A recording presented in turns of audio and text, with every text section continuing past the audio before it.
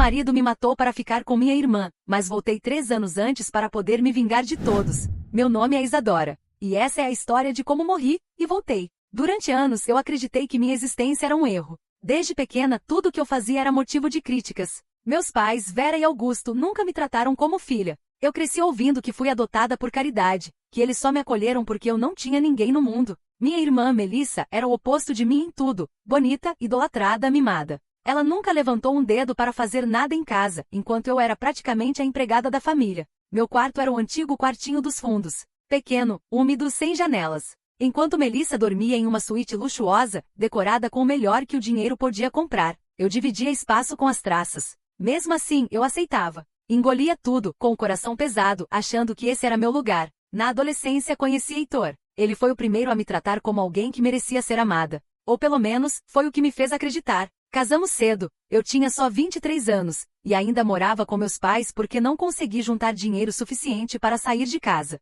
Heitor dizia que estava montando uma empresa, então era melhor eu continuar trabalhando fora, enquanto ele cuidava das coisas. Por 5 anos fui a única fonte de renda da casa. Trabalhava como secretária em um escritório contábil, voltava para casa exausta e ainda tinha que lidar com as exigências da minha sogra, Lúcia. Lúcia era o tipo de mulher que fazia questão de lembrar todos os dias que eu não era boa o suficiente para o filho dela. Quando nos mudamos para a casa dela, sim, eu ainda tive que aguentar isso. Ela implicava com tudo. Se a comida estava sem sal, era culpa minha. Se o Heitor chegava estressado, era porque eu era uma péssima esposa. Eu podia estar morrendo de cansaço. Ela ainda exigia que eu levantasse cedo aos domingos para fazer o café da manhã que ela gostava. E eu apenas sorria e fazia, porque era o que me ensinaram, ser útil e servir. O que eu não sabia é que eles estavam tramando algo. Heitor nunca quis, de fato, montar empresa nenhuma. Ele apenas usava isso como desculpa para não trabalhar. Pior ainda, descobri tarde demais que ele estava tendo um caso. Com quem? Com a minha própria irmã, Melissa.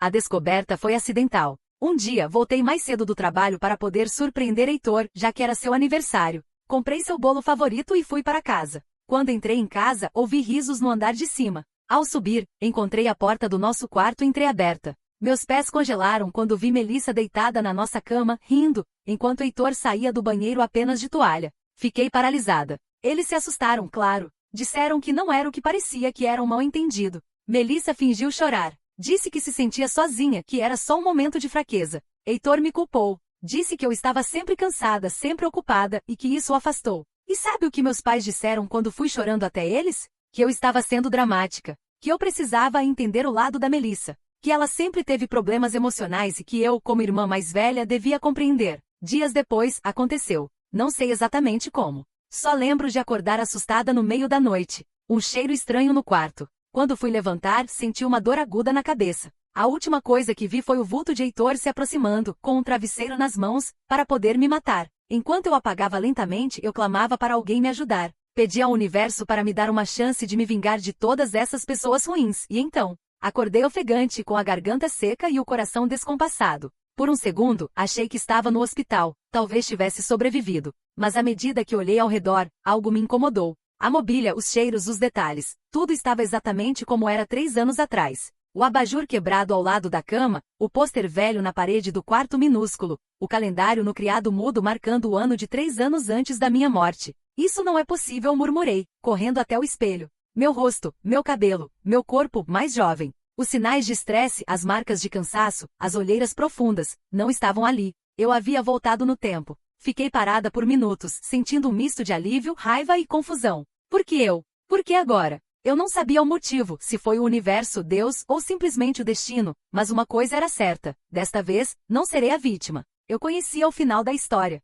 Sabia quem me traiu, quem me odiava em segredo, quem fingia me amar. Não iria mais implorar por atenção, por amor, por aceitação. Se o mundo quisesse guerra, eu estava pronta. Nos dias seguintes, comecei a agir com cuidado. Precisava montar meu tabuleiro e posicionar cada peça. Meus pais, Vera e Augusto, ainda agiam como se fossem grandes benfeitores. A falsa gratidão de sempre. Melissa, a adorada, já começava a se aproximar de Heitor. Eu via os olhares. Eu via os toques sutis quando achavam que ninguém estava olhando. Mas desta vez eu estava. E sorria por dentro. Comecei a juntar provas. Invadi o antigo computador de Augusto, usando tudo o que aprendi no emprego anterior. Descobri transferências ilegais da empresa para contas suspeitas, falsificações de contratos, nomes de laranjas. Ele usava o nome da empresa da família para esconder suas falcatruas. Continuei agindo normalmente em casa, cuidando das tarefas, indo ao trabalho. Mas por dentro, tudo era cálculo. Cada conversa, cada olhar, cada aproximação era estratégia. Com Heitor fui fria. Mantive uma distância segura, mas nunca o suficiente para parecer suspeita. Enquanto ele acreditava que ainda me manipulava, eu observava tudo. Melissa fazia o jogo sujo, derramava café na minha roupa, sabotava meu despertador, fingia ter crises para me fazer parecer ingrata quando não a apoiava. Mas eu sorria. Sempre sorria. 2 semanas depois, resolvi investigar meu passado. Se eu havia sido adotada, por que não havia registros oficiais? Por que nunca vi uma certidão de adoção? Paguei um investigador particular. Em pouco tempo ele me trouxe a verdade. Eu não fui adotada. Fui roubada. Recém-nascida, fui sequestrada na maternidade por uma enfermeira, que anos depois viria a ser amiga íntima de Vera. Meus pais verdadeiros me procuraram por anos. Nunca desistiram. Quando a verdade veio à tona, as peças começaram a se encaixar. Meus pais verdadeiros eram empresários influentes do sul do país. Haviam perdido a filha no hospital sob circunstâncias nebulosas, mas nunca deixaram de procurá-la. Entrei em contato com eles, expliquei uma parte da situação e mostrei as provas do meu sequestro. Sugeri um teste de DNA, e não houve mais dúvidas. Eu era filha legítima. Eu pertencia a outro mundo. Um mundo onde eu era amada, respeitada e valorizada. Nos encontramos diversas vezes depois disso, e pude explicar com calma tudo o que passei na mão daquelas pessoas. Claro que não contei que voltei no tempo, e acho que ninguém acreditaria também. Com a ajuda dos meus verdadeiros pais, iniciei meu plano de vingança.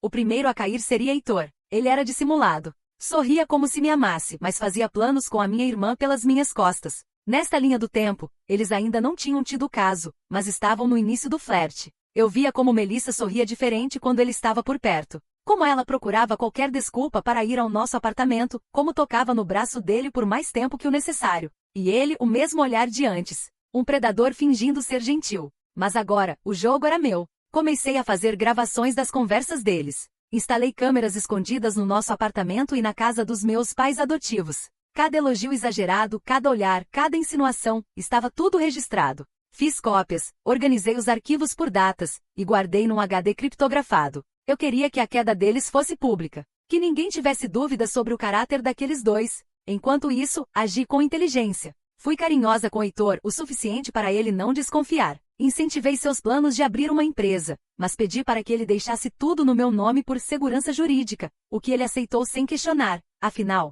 sempre me achou burra demais para entender contratos. Mal sabia ele que eu já havia contratado um advogado para incluir cláusulas que o excluíam de qualquer ganho futuro. A empresa seria dele apenas no papel, e por pouco tempo. Já Melissa era uma peça mais difícil. A queridinha da casa, a menina de ouro, a filha perfeita. Quando descobri que ela havia criado um perfil anônimo para me difamar na internet, espalhando mentiras sobre minha aparência, meu comportamento e até minha vida sexual com Heitor, algo dentro de mim quebrou, de novo. Mas não me deixei levar pela raiva. Apenas guardei os prints. Aos poucos, comecei a me aproximar do círculo social dela. Amigas, colegas da faculdade, influenciadores que ela idolatrava. Usei meu novo status com a ajuda dos meus verdadeiros pais para entrar em eventos, festas e círculos onde ela jamais imaginaria me ver. Fiz amizade com gente influente. Tornei-me querida entre os mesmos que ela tentava impressionar. Quando ela me viu num coquetel com uma atriz famosa que ela idolatrava desde a infância, o rosto dela ficou pálido. E pior ainda, a atriz veio até mim, me abraçou e disse em voz alta para todos ouvirem: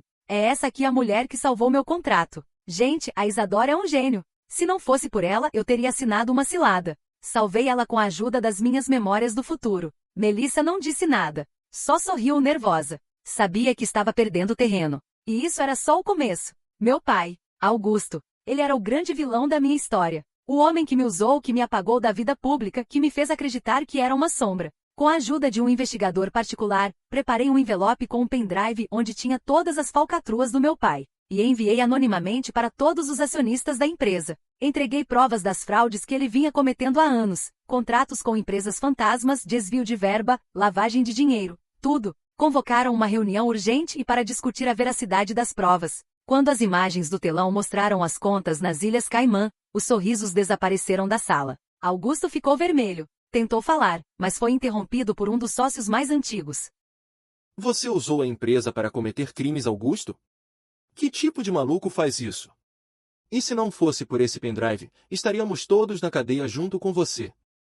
No fim da reunião, ele foi destituído. As ações que ele possuía foram congeladas e ele foi formalmente denunciado. Quando a polícia foi buscá-lo, Vera, minha mãe adotiva, gritava histericamente. E eu assistia, em silêncio. Como eles sempre fizeram comigo. A sogra, aquela mulher, Lúcia, mãe de Heitor, sempre me odiou. Me tratava como uma empregada, mesmo depois do casamento. Criticava minha roupa, meu cabelo, minha forma de falar, tudo. Dizia que uma filha de ninguém nunca deveria ter se casado com seu filho. Mal sabia ela que eu era herdeira de um império. Um dia fui até a casa dela. Deixei uma cópia da escritura da nova empresa no nome de Heitor, com as cláusulas ocultas. Coloquei junto uma carta explicando quem eram meus verdadeiros pais e o que aconteceria em breve. Lúcia surtou. Gritou tanto que vizinhos chamaram a polícia. Ela sabia que a queda dela seria inevitável também. E então, quando tudo estava pronto, fiz a última jogada. Reuni todos, meus pais adotivos Melissa, Heitor, Lúcia. E com a presença de meus pais verdadeiros e meu advogado, revelei tudo. A falsificação, o sequestro, a traição, as mentiras.